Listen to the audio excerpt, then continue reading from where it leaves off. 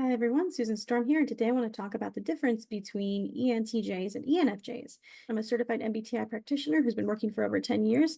I'm also the founder of a website called psychologyjunkie.com, where I've written over 1,000 articles about the 16 Myers-Briggs personality types.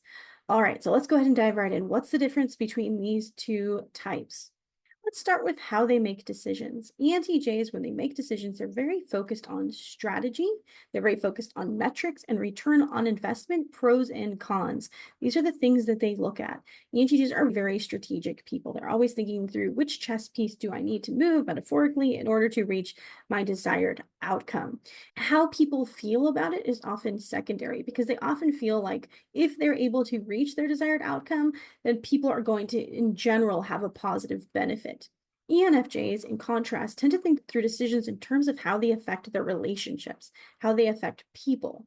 Rather than thinking of the return on investment in a numbers way, they're thinking of return on investment in an emotional way, in a friendship way, in an intimacy way. How is this going to affect people's emotions? How is this going to affect how we all feel about each other? ENFJs are constantly aware of the emotional dynamics in the groups, how one person's feelings affect another person's feelings, or how you use your tone of voice in a certain way to evoke a particular mood or create a particular atmosphere. ENTJs are not as concerned about that. They're ultimately concerned with reaching those goals. Yes, they can care about people, and sometimes reaching those goals in some way is going to help them help a particular cause that they care about.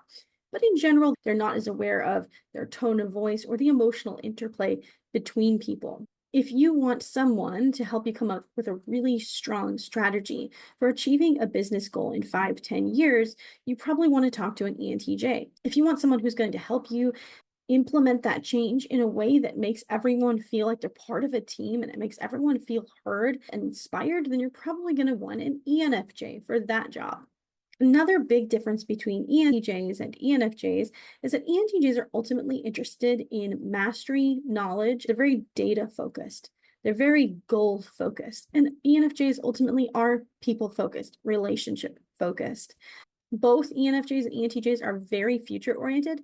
They're both very interested in where that last domino is going to fall and the ripple effects of what's happening now and how is that going to affect the world 5, 10, 15 years down the road. That's something both ENTJs and ENFJs have in common.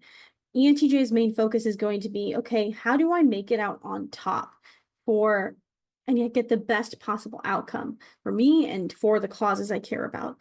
ENFJs, it's going to be, what does this mean for humanity? How are people going to be affected?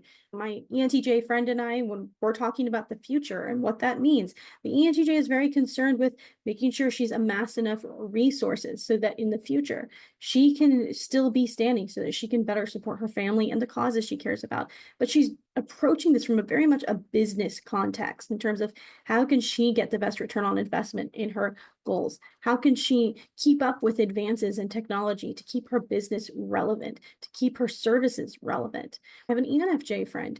They're very concerned with the psychological impact of the changes that are happening in the world.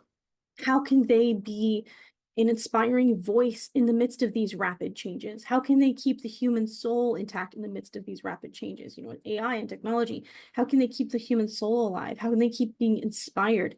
How can they help people still strive to be their best selves in a world where it feels like a computer can do everything better?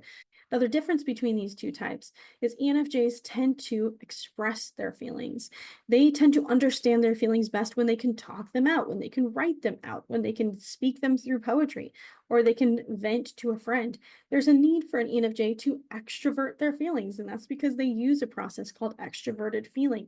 ENFJs need to be able to have a sounding board for what they're going through, someone else to say, yeah, what you're feeling makes sense, and I feel that too. ENTJs, very private about their feelings, often struggle to even know their feelings, and they are very hesitant to express their emotions to other people. They're very private and guarded about their feelings.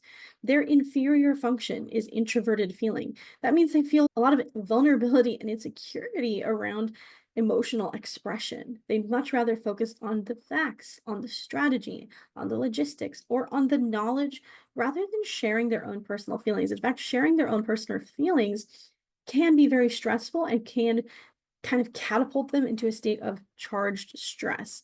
So ENFJ is very open with their feelings, very present with their feelings, enjoy interacting with them and getting feedback. ENTJs, not so much. They're more concerned with talking out their strategy, talking out their logic. Debating for an ENTJ isn't really a mean-spirited thing. It's more interesting for them to refine their ideas and have that intellectual sparring. That can almost be like flirting for an ENTJ to have this intellectual sparring. It's a way of forming intimacy over ideas, thoughts, competence, and knowledge. So these are some of the major differences between these two types. If you'd like to find out more, be sure to check out my website at psychologyjunkie.com. If you would like personal one-on-one help with figuring out whether you are an ENTJ or an ENFJ or some other personality type, be sure to set up a one-on-one Zoom session with me. I would love to help you. I've been doing this for many years. It's my favorite part of my job, and I would love to talk to you. So I will leave a link for that in the description. As always, like and subscribe for more videos like this, and I'll see you next time. Bye, everyone.